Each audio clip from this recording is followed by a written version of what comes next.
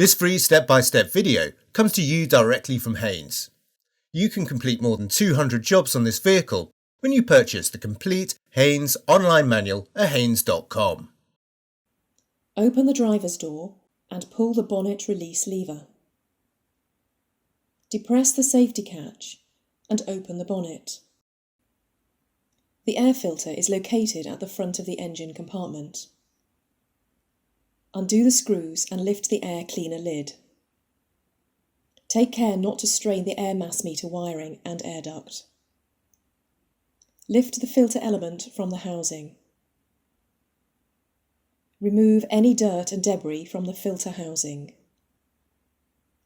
Locate the new filter element in the housing with the rubber seal uppermost.